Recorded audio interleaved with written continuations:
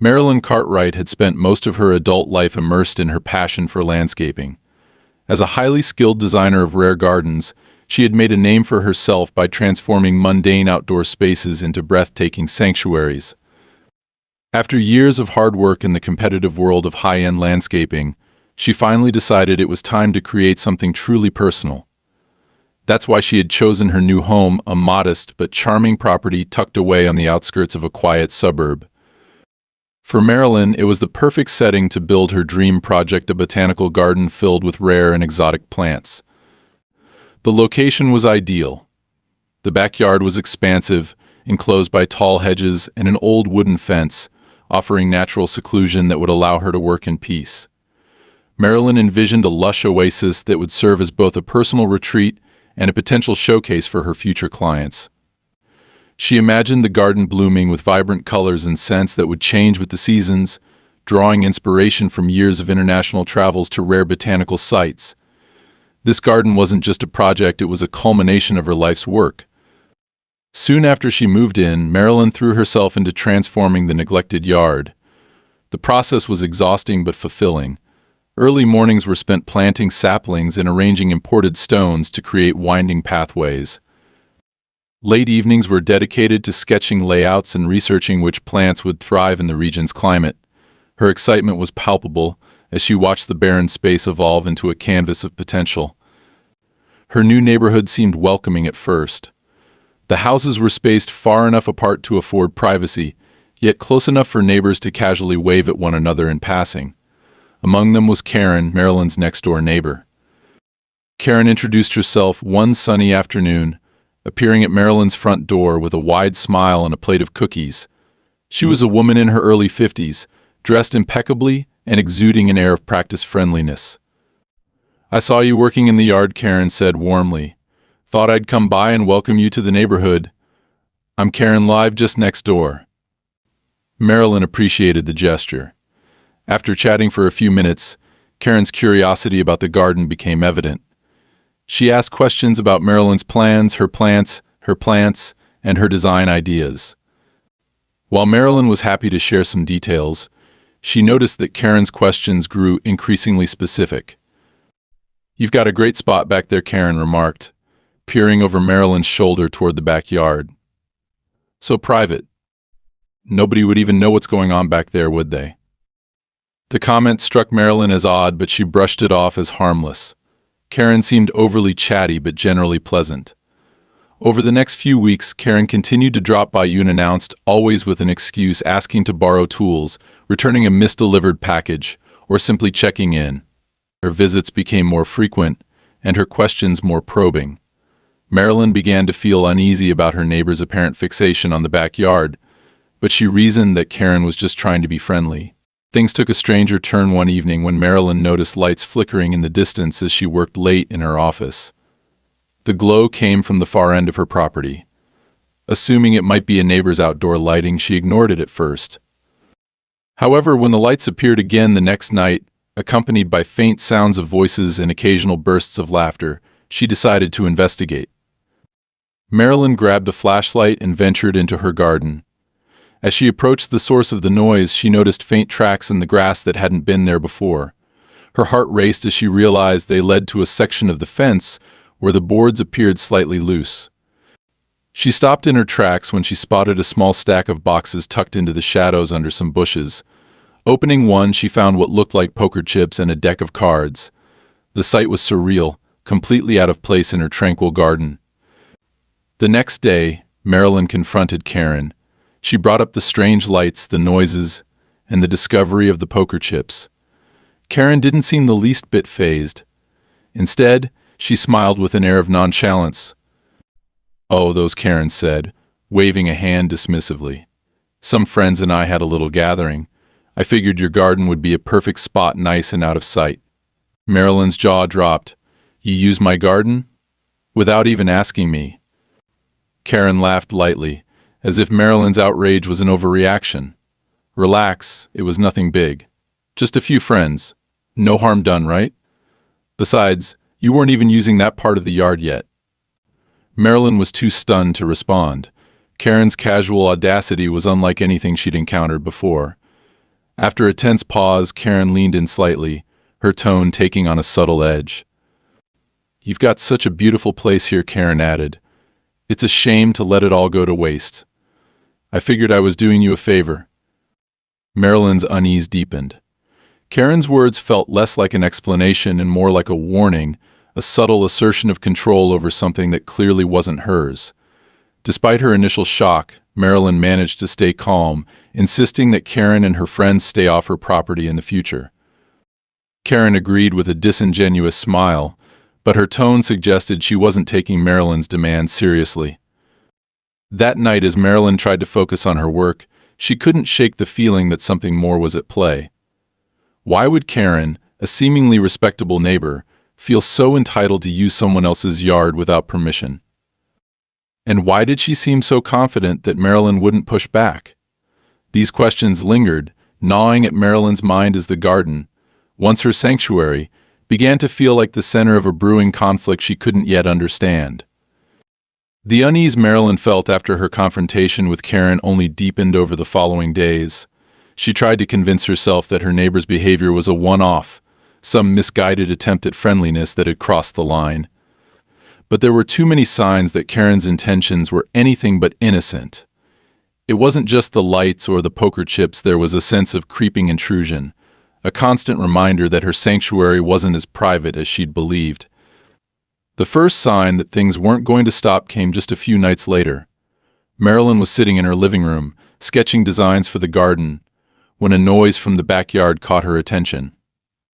It was faint, almost imperceptible, but enough to make her pause a low, metallic clinking sound, followed by what sounded like muffled laughter. Setting her sketchpad aside, she grabbed her flashlight and moved cautiously toward the back door. Stepping outside, she was greeted by the familiar stillness of the garden, the air cool and slightly damp. For a moment, she wondered if she'd imagined the noise, but as she walked farther into the yard, she spotted something unusual near the fence. The loose boards she'd noticed earlier had been shifted again, and this time there was a clear gap wide enough for someone to crawl through. Her pulse quickened as she shone the flashlight toward the opening. On the other side of the fence, she saw movement, a shadow darting away into the darkness. She called out, her voice firm and demanding, but there was no response. Whoever it was had disappeared.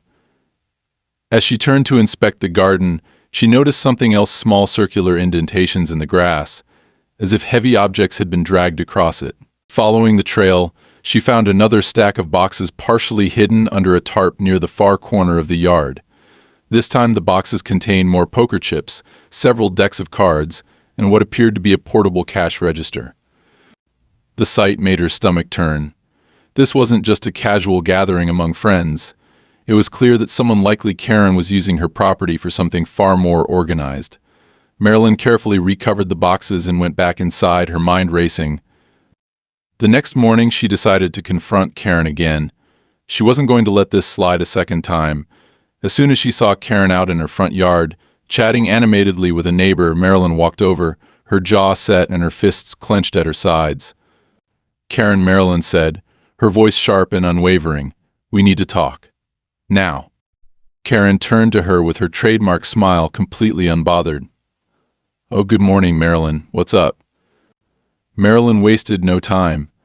"I found more of your stuff in my backyard last night. Poker chips, cards, and a cash register. I also heard people back there. You promised this wouldn't happen again." Karen raised an eyebrow, her expression a mix of feigned confusion and mild amusement. "Stuff? I don't know what you're talking about." "Don't play dumb with me," Marilyn shot back. "I know you've been sneaking onto my property. I saw the loose fence boards and the boxes you left behind. This has to stop." Karen sighed, as if Marilyn were a child throwing a tantrum. "Marilyn, you're making this into a much bigger deal than it is. A few friends needed a place to hang out, and your yard is just so perfect. I didn't think you'd mind." "I do mind," Marilyn said, her voice rising. "This is my property. You can't just use it whenever you feel like it. It's trespassing." Karen's smile faded slightly, her eyes narrowing. "Trespassing? That's a strong word. Don't forget, Marilyn, we're neighbors. Good neighbors look out for each other. I'm just trying to make use of some extra space. You're not even using that part of your yard yet." Marilyn couldn't believe the audacity of this woman. "That doesn't give you the right to invade my privacy. If I see or hear anyone in my garden again, I'll call the police." Karen stared at her for a long moment, her smile now completely gone. "Well," she said finally, her tone icy, "if that's how you want to handle things, I guess I can't stop you. But you should know, Marilyn, it's not a good idea to make enemies in this neighborhood. People talk." The threat was thinly veiled, but Marilyn didn't back down. She turned and walked away, her hands trembling with a mix of anger and anxiety. That night, she double-checked every lock on her doors and windows before heading to bed. She had considered calling the police then and there, but without concrete evidence of illegal activity, she doubted they would do much. Still, she resolved to take action. The next morning, she began installing motion-activated lights and small security cameras around the perimeter of her property. If Karen or anyone else tried to sneak onto her land again, she would catch them in the act. For a few days, things seemed quiet. Marilyn threw herself back into her work, hoping to distract herself from the lingering tension. But the peace didn't last. Late one evening, as she reviewed her camera footage, she spotted something that made her blood run cold. The footage showed two men, dressed in dark clothing, crawling through the gap in the fence and dragging what appeared to be folding tables and chairs into her yard. They moved quickly and silently, clearly practiced at this sort of operation. Marilyn forwarded the footage to her attorney, explaining the situation in detail. She wanted to know what legal actions she could take to stop this madness. The attorney assured her that she had a strong case for trespassing and property damage, but warned that pursuing legal action could escalate the situation further. True to the attorney's prediction, things did escalate. The following day, Marilyn found a note taped to her back door. It wasn't signed, but the handwriting was sharp and angular, and the message sent a chill down her spine: "Mind your own business, or you'll regret it." Marilyn's first instinct was to confront Karen, but she stopped herself.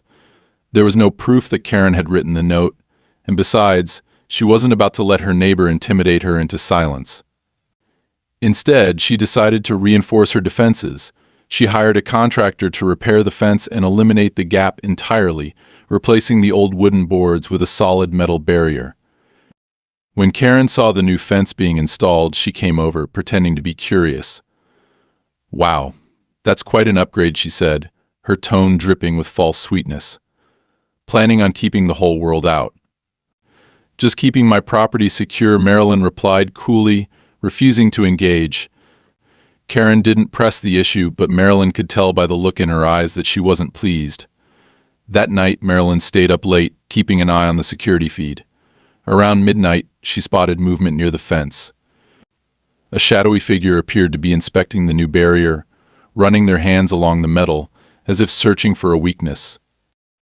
Marilyn immediately called the police, reporting the suspicious activity. By the time officers arrived, the figure was long gone. The police took her statement but admitted there wasn't much they could do without more evidence. Frustrated but determined, Marilyn resolved to keep fighting. She didn't know what Karen's endgame was, but one thing was clear: her neighbor wasn't going to stop until she got what she wanted. Marilyn just had to figure out what that was and how far Karen was willing to go to take it. The quiet tension between Marilyn and Karen reached a boiling point not long after the new fence was installed. For a brief moment, Marilyn had hoped that the physical barrier and her confrontation with Karen would be enough to dissuade further intrusions. But Karen's passive-aggressive behavior only intensified, and with it came a growing sense of unease that her neighbor wasn't just stubborn, she was dangerously determined. It began subtly. Marilyn started noticing small disturbances around her property. Her trash cans were inexplicably tipped over in the mornings, and the gate to her backyard, which she always kept latched, was found open on several occasions. At first, she chalked it up to animals or a gust of wind, but it became harder to dismiss when she found muddy footprints near her newly planted flower beds, prints too large to belong to her or anyone she had invited over. Then came the strange deliveries. One afternoon, Marilyn returned home to find a stack of wooden crates piled near the edge of her driveway. Confused, she inspected the labels but found no name or shipping information. The crates were nailed shut, and though they seemed heavy, she couldn't determine what was inside. She called the delivery company listed on a faint sticker attached to one of the crates, but they claimed to have no record of any package being sent to her address. The next morning, the crates were gone, as if they had never been there. When Marilyn checked her security cameras, she discovered something chilling. A group of men, dressed in black, had arrived in an unmarked van around midnight. They worked quickly, loading the crates into the van and driving off within minutes. Marilyn couldn't make out their faces, but their movements were methodical, almost practiced. She forwarded the footage to her attorney, who urged her to report the incident to the police. This time, Marilyn followed through, filing an official report and showing the officers the video evidence. While they acknowledged her concerns, the police reiterated that without more concrete proof of wrongdoing, their hands were tied. The ambiguity of the situation only added to Marilyn's frustration. Determined to regain control, she doubled down on securing her property. She hired a contractor to install additional motion-activated lights and upgraded her security cameras to include higher-resolution night vision. She also began keeping detailed records of every disturbance, every strange noise, and every encounter with Karen. Karen, however, seemed unfazed. If anything, she became bolder. On one occasion, Marilyn caught her leaning against the new metal fence, chatting with a neighbor while gesturing toward Marilyn's garden. The way Karen spoke, it was as though she were showing off the space, as if she still believed it was hers to control. When Marilyn approached, Karen greeted her with a wide, disingenuous smile. "Marilyn, darling," Karen said, her tone dripping with false charm.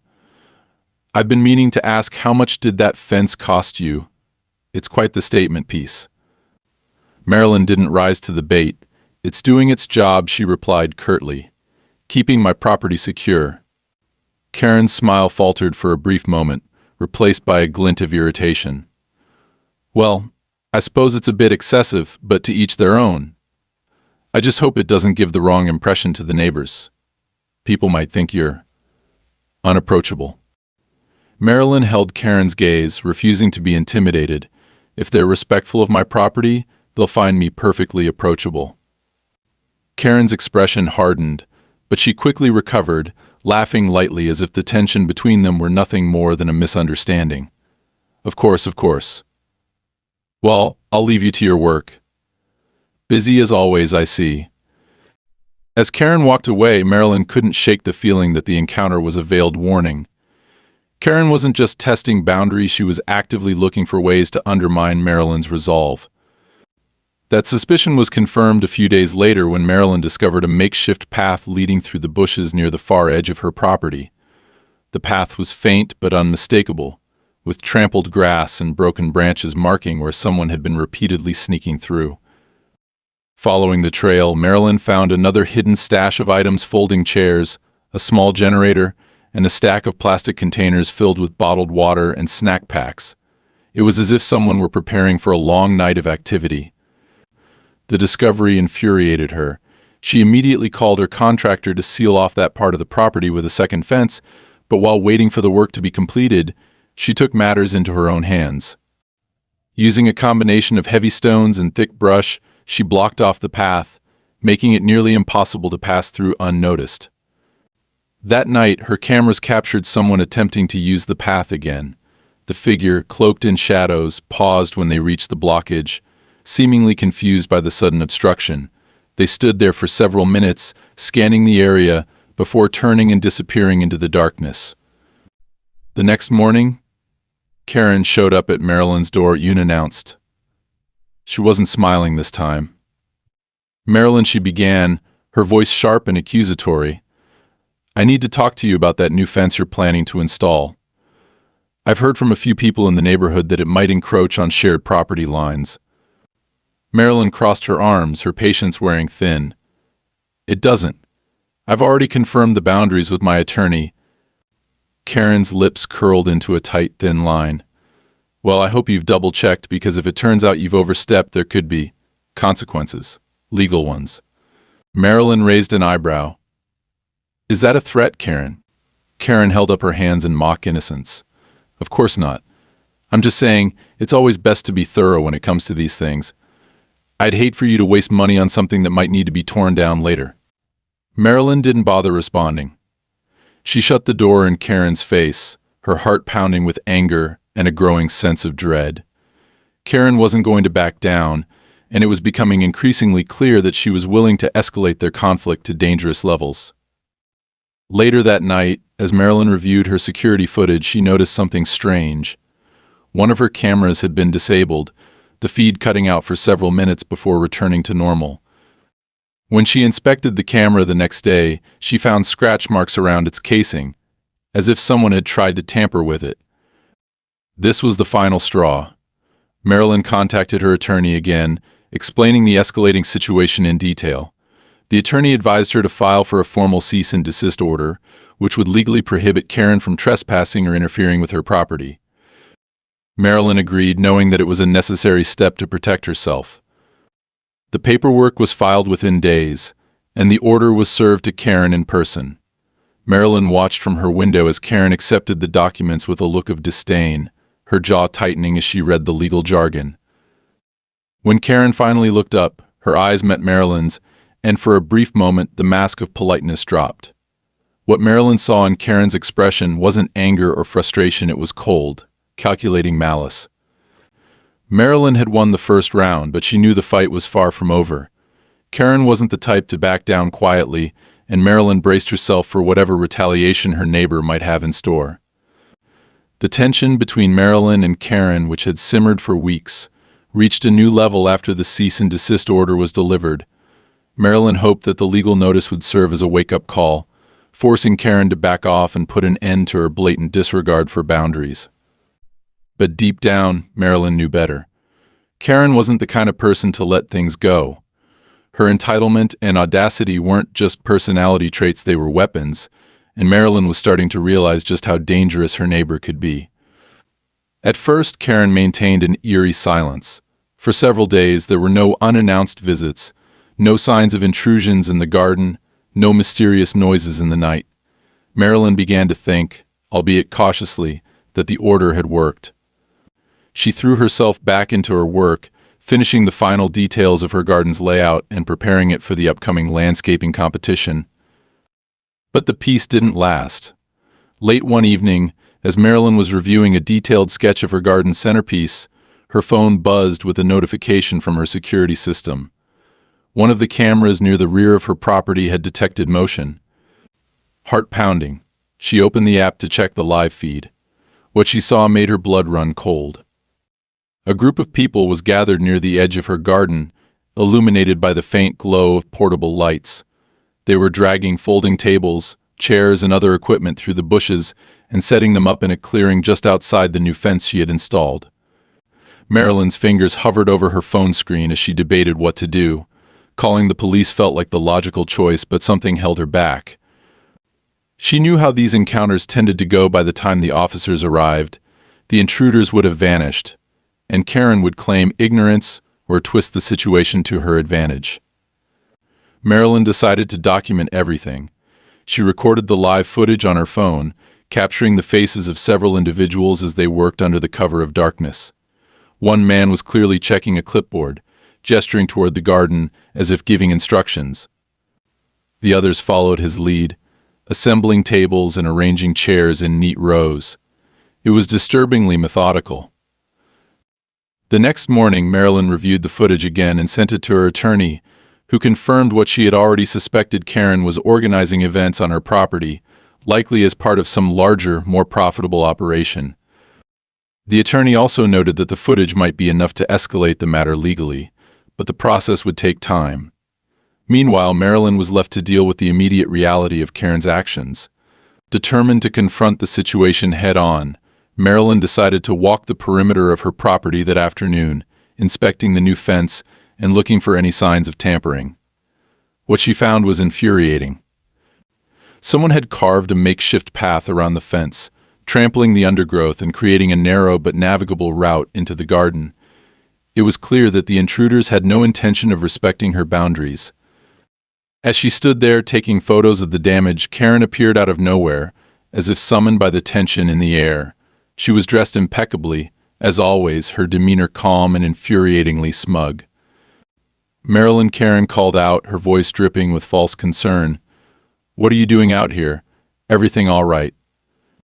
Marilyn turned to face her, barely able to keep her composure. "Karen, you know exactly what's going on.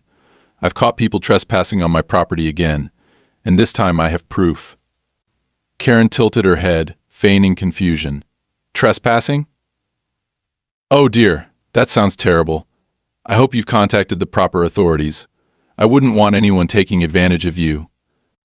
Marilyn stepped closer, her voice low and steady. "Cut the act. I know you're behind this.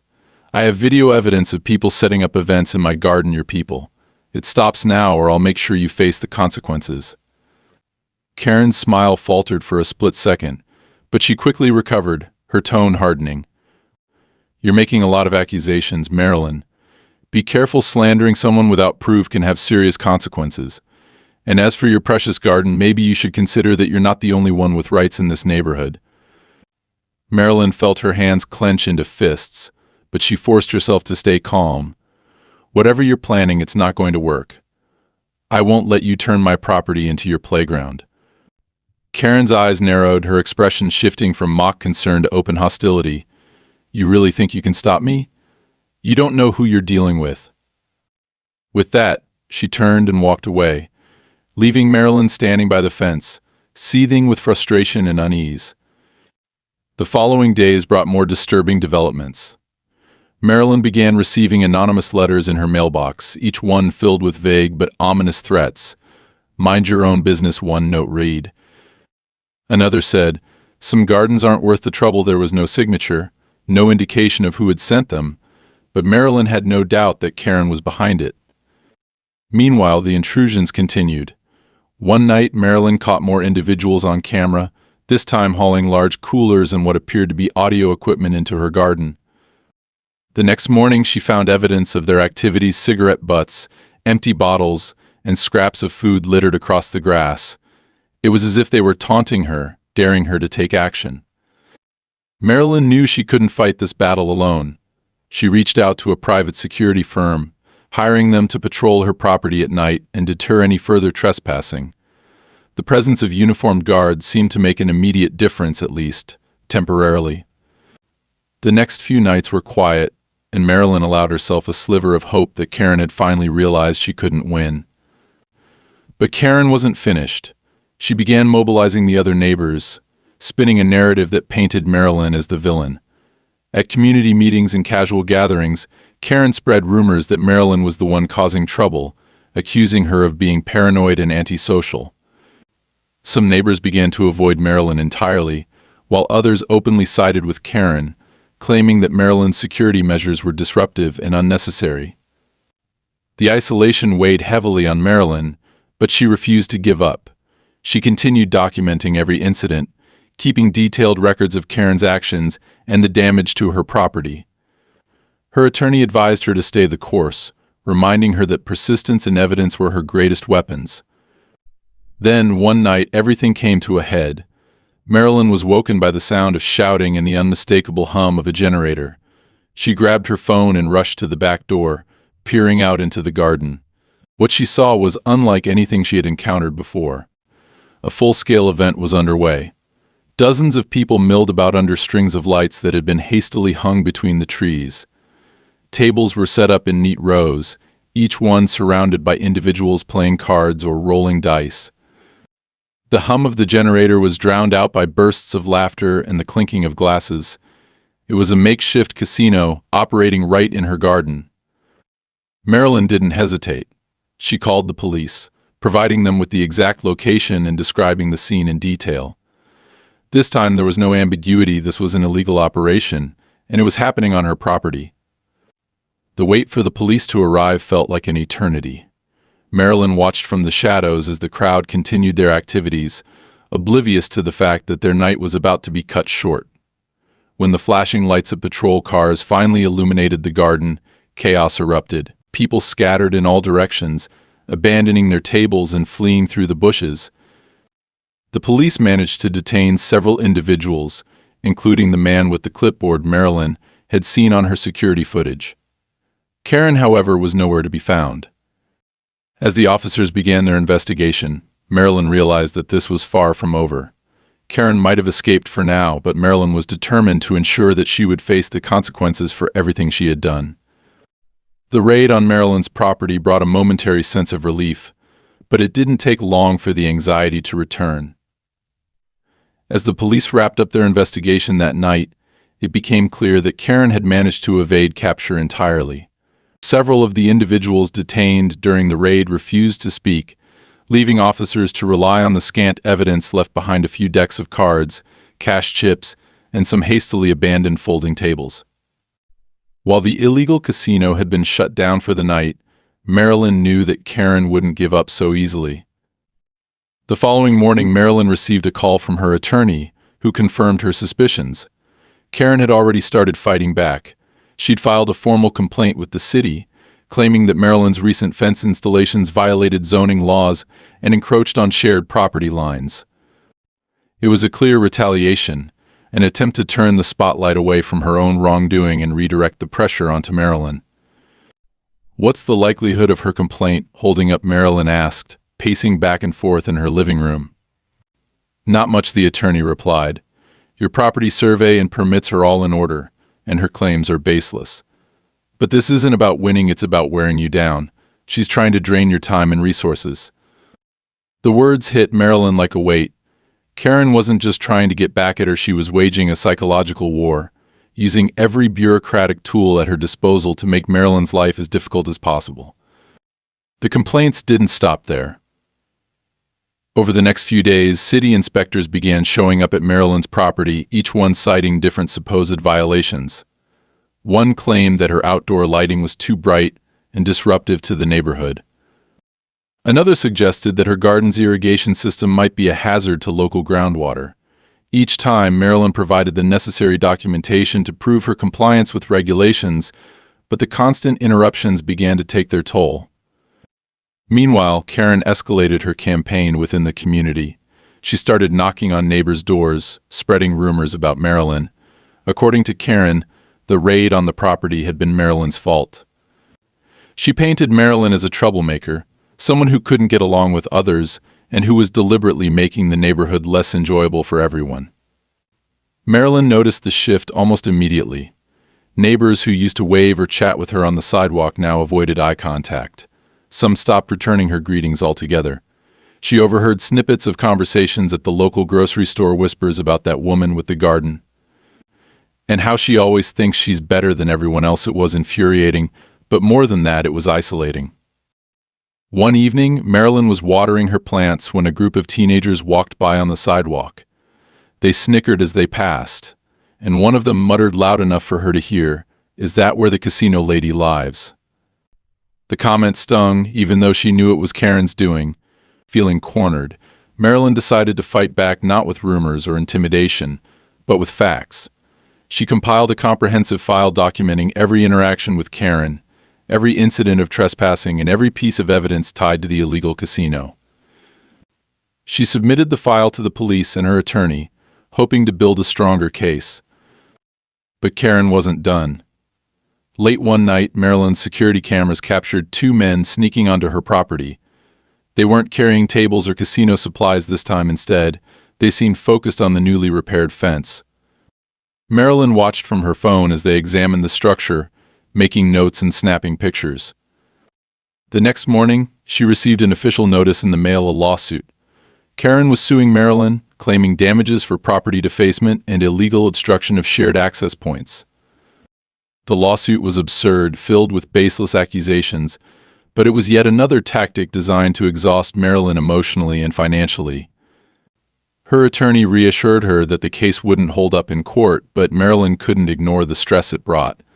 The legal fees, the constant disruptions, the growing hostility from her neighbors, it was all beginning to feel like too much. She started to wonder if Karen's ultimate goal was to make her give up entirely, to force her to sell the house and leave the neighborhood. Marilyn refused to let that happen. She poured her energy into reinforcing her defenses, both physical and legal. She expanded her private security team, hiring additional guards to patrol the property at night. She also worked with her attorney to counter Karen's lawsuit with her own, filing claims for trespassing, harassment, and defamation. Despite her efforts, Karen found new ways to escalate the conflict. One afternoon, Marilyn returned home to find graffiti scrawled across her garden fence. The words were crude and accusatory liar and cheater written in bright red paint. She reported the vandalism to the police, but as usual, there were no witnesses, no evidence to tie it directly to Karen. That night, Marilyn received another anonymous note in her mailbox. This one was more direct than the others. "You think you've won? This isn't over," it read. Marilyn felt the weight of the message, but instead of fear, it ignited a fire within her. She wasn't going to let Karen bully her into submission. If anything, the note solidified her resolve to see this through to the end. The turning point came a few days later when one of Marilyn's security guards caught a man attempting to break into her garden shed. The guard detained the intruder until the police arrived, and during questioning, the man admitted that he had been hired to recover property that Karen claimed belonged to her. The admission was a breakthrough. It was the first direct connection between Karen and the ongoing harassment, and Marilyn's attorney wasted no time incorporating it into their legal strategy. With the new evidence in hand, Marilyn felt a renewed sense of hope. She wasn't just defending her property anymore, she was building a case that would expose Karen for who she truly was. But even as she prepared for the legal battle ahead, Marilyn knew she had to remain vigilant. Karen wasn't the type to back down easily, and there was no telling what she might do next. Late that evening, as Marilyn walked through her garden, she couldn't help but feel a mix of exhaustion and determination. The garden, once her sanctuary, had become a battleground, but it was still hers, and she would do whatever it took to protect it. The fight wasn't over, but for the first time in weeks, Marilyn felt like she was gaining the upper hand. The tension that had defined Marilyn's life for weeks finally reached its breaking point on a cold Friday night. She had spent the evening reviewing the latest updates from her attorney, preparing for the upcoming court date against Karen. The evidence was piling up in her favor: security footage, police reports, and now the statement from the man caught breaking into her garden shed. It seemed like Karen's elaborate web of manipulation was finally starting to unravel. Marilyn had just finished locking up the house and was about to head to bed when a familiar buzz on her phone drew her attention. Her security app had detected motion near the rear of her property. A sense of dread settled over her as she opened the live feed. What she saw was both infuriating and surreal. Once again, Karen had brought her illicit operation back to Marilyn's garden, but this time it was bigger than ever. Portable lights had been set up, illuminating rows of folding tables and chairs. A large crowd milled about, some laughing, others engaged in heated games of poker and dice. At the center of it all stood Karen, her usual smug expression replaced with one of determined defiance.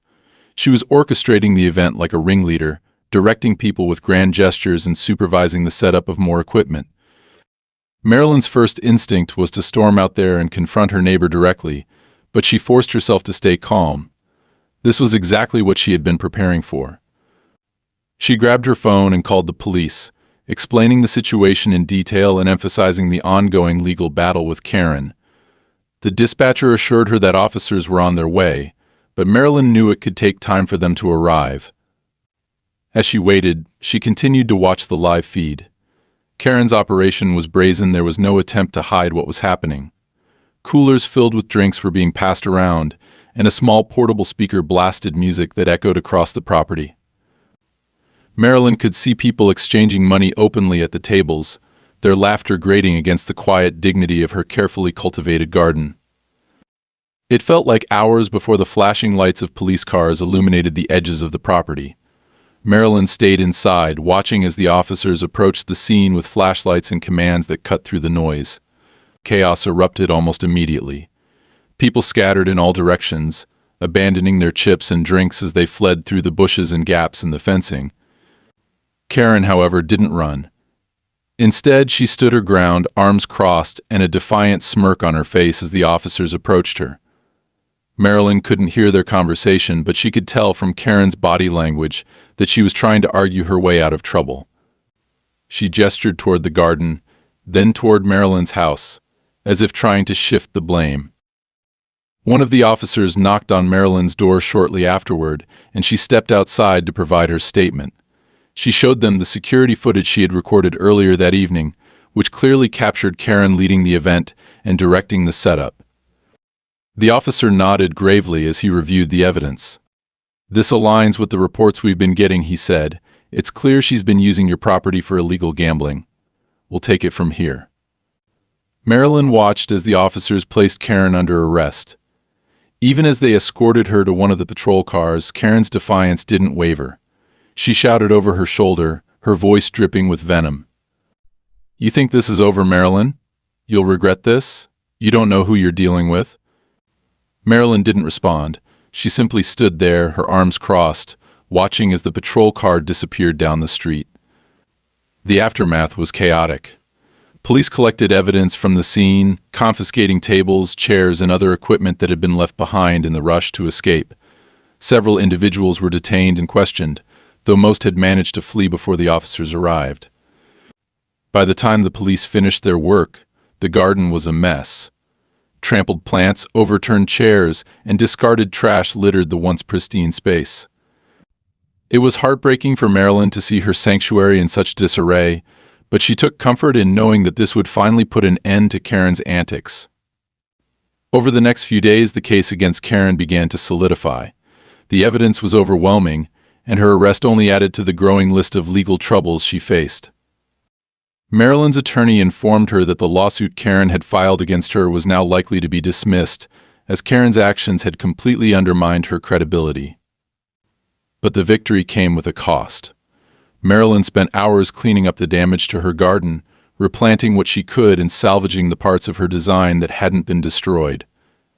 Neighbors who had previously sided with Karen began to change their tune, some even offering apologies for believing the lies Karen had spread. One afternoon, as Marilyn worked on repairing a damaged flower bed, a neighbor approached her hesitantly. It was a woman named Linda, who had been one of Karen's most vocal supporters. "I just wanted to say I'm sorry," Linda said, her voice quiet. "I didn't realize what Karen was really doing. She told us so many things about you and I believed her. I should have known better." Marilyn looked up, wiping dirt from her hands. She wanted to feel vindicated, but instead, all she felt was exhaustion. "Thank you," she said simply. "I appreciate it." As the days turned into weeks, the legal battle against Karen slowly came to an end. She was charged with multiple counts of trespassing, illegal gambling, and harassment, and her reputation in the neighborhood was irreparably damaged. Marilyn, meanwhile, focused on rebuilding her garden, determined to restore it to its former glory. The night Karen was taken away, Marilyn had stood in the doorway of her home, looking out over her property. The garden still bore the scars of the chaos Karen had brought into her life, but it was hers again. She felt a sense of peace returning, a quiet assurance that no matter how hard Karen had tried to take control, Marilyn had stood her ground. For the first time in weeks, the garden felt like a sanctuary again.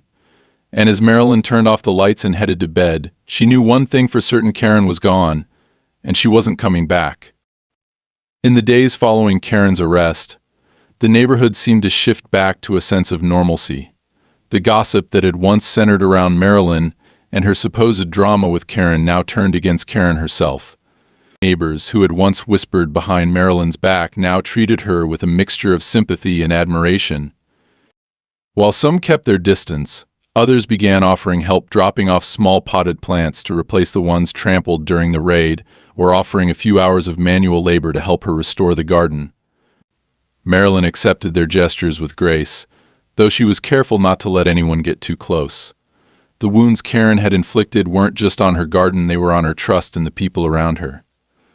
She found herself constantly looking over her shoulder, half expecting another round of sabotage or retaliation, even though Karen was now facing serious charges and an uncertain legal future. Her attorney called a week later with the news Marilyn had been waiting for.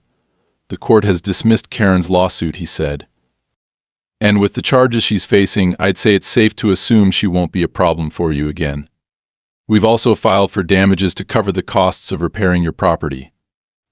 The relief Marilyn felt was overwhelming, but it was tempered by the months of stress and conflict she had endured. Winning felt good, but it didn't erase the emotional toll. That night, she poured herself a glass of wine and stood in her garden, looking out over the sections she had already repaired.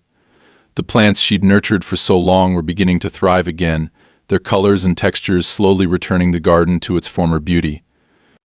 One afternoon, while replacing a broken pathway stone, Marilyn was surprised to see a black SUV pull up in front of Karen's house. A moving crew emerged, carrying boxes and furniture out of the home. It seemed Karen had decided or been forced to leave the neighborhood for good. A for sale sign appeared on the lawn later that day, and for the first time in weeks, Marilyn allowed herself to exhale. As word of Karen's departure spread, neighbors began to openly acknowledge the chaos she had caused. Linda, the neighbor who had apologized earlier, approached Marilyn again, this time with a casserole dish in hand. "I figured you could use a break," Linda said, handing over the dish with a sheepish smile. "I know it doesn't make up for everything, but I hope it helps." Marilyn accepted the gesture, her guard lowering slightly. "Thank you, Linda. It's been a lot. But I think things are finally settling down." Linda nodded, hesitating for a moment before speaking again. "You know, we should have stood up to her sooner. I think we were all just scared of what she'd do to us if we crossed her. You were brave to take her on." Marilyn smiled faintly, though the word brave felt strange to her. She hadn't set out to be brave, she'd simply refused to let someone take what was hers. With Karen gone, Marilyn poured herself into finishing the garden. She worked long hours, determined to make it even better than before. The ruined flower beds were replanted with brighter, hardier blooms. The damaged fences were replaced with sturdier, more decorative panels. She even added a water feature, a small fountain that sent a gentle trickle of water cascading over smooth stones, bringing a sense of tranquility to the space. When the garden was finally complete, Marilyn decided to host a small gathering. It wasn't a grand event, just a casual evening with a handful of neighbors who had offered their support during the ordeal. As they sipped wine and admired the garden, Marilyn felt a sense of closure. The space that had once been a battleground was now a peaceful retreat once more. Standing near the fountain, Marilyn allowed herself a rare moment of pride. She had faced weeks of relentless harassment, lies, and sabotage, and yet she had come out the other side stronger. The garden wasn't just a symbol of her creativity and hard work, it was a testament to her resilience. As the sun set and the gathering wound down, Marilyn stood alone in the garden, taking in the soft glow of the lights she'd strung through the trees. For the first time in months, she felt a deep sense of peace. The fight was over, and she had won not just against Karen, but against the doubt and fear that had threatened to consume her. The garden was hers again, and so was her life. Marilyn turned off the lights and headed inside, leaving the garden to rest under the stars, a quiet reminder of everything she had endured and overcome.